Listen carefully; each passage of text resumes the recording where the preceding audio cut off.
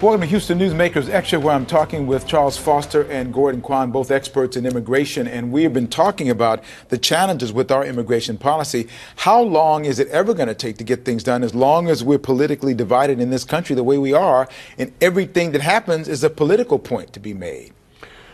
Well, I don't know how to answer that. Yeah, I don't know how to. Having worked on this, it's just progressively gotten worse because everything, if you try to get anything passed, the other side, particularly a wing of a particular party, we'll call it amnesty. There's no real focus on politics. It's over-dramatized. They look for simple solutions like build a wall.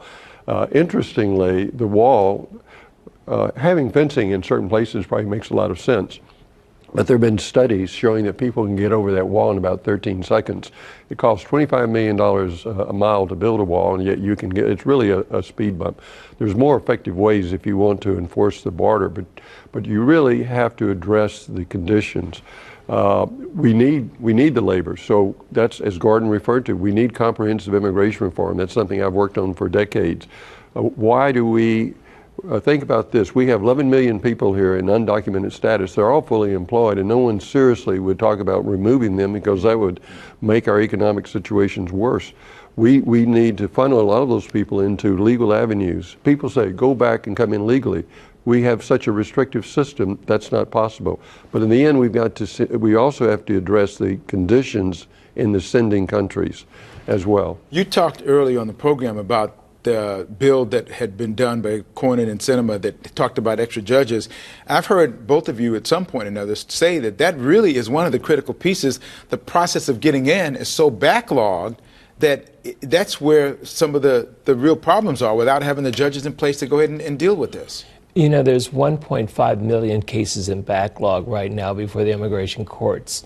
And the DHS is trying to prioritize those cases of people who have serious crimes and who pose a threat to society, and the courts have been blocking them on some of their enforcement measures. So, you know, looking at how can we work in a sensible manner. Honestly, Cambrell, I think it has to come from the Republican side. The Democrats, I think, are ready to talk anytime about how we reform. We had a bill back, as you may remember, the Gang of Eight in 2013. We had 68 senators ready to go, but the House would never introduce the bill on the Republican side. They knew there was enough votes there, and they just blocked any discussion. There's a bill right now that has been introduced, U.S. citizenship bill in 2021, which has a lot of provisions, but nobody wants to talk about it. I think it has to, somebody on, and I'm sorry I keep saying this, on the Republican side has to take an initiative to begin a discussion. But I know it takes a lot of courage. I see that Senator Cornyn's poll numbers are down today just because he worked on the gun law. So it's not easy. It's not easy, and we've known it's not easy for a long time because of the politics involved. But in the meantime, we have a real challenge with when we see visually the numbers of people coming, whether they're getting across the border or not, they're coming. And that visually makes it very challenging to have a discussion about, oh, okay, let more of those people in, even though a lot of people don't know how the process works. Yeah. I agree. The visual part of it, we've actually lost the debate to a great extent because of that and because of the simple solutions proposed on the other side. And I don't know what. It does take leadership, and I think our senior Senator Cornyn, having walked the plank on gun issues, might as well do it here. One thing we've alluded to is the importance of substantially increasing the number of asylum officers, immigration judges, trial attorneys, because people do come up in believing that they can qualify for asylum. The vast majority will not, but it often takes years to process those cases. So we should have the ability to, if we could process those claims quickly, that would send the message to a lot of people that not to come because they cannot qualify for asylum. Well, you know, Canberra, I'd like to flip the scenario. What I mean by that is this.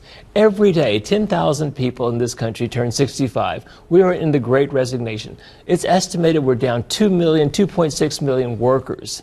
And, you know, while we're looking at these people coming, These are the people that had filled a lot of those jobs before, cutting our grass, cooking our food, cleaning tables, and stuff like that.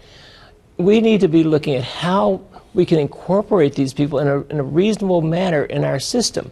Germany, I thought, did a great job. When a lot of Syrians were coming, Angela Merkel had the head of Mercedes-Benz say, our German population is aging, we need these people, they have skills, they will help us keep our economy moving.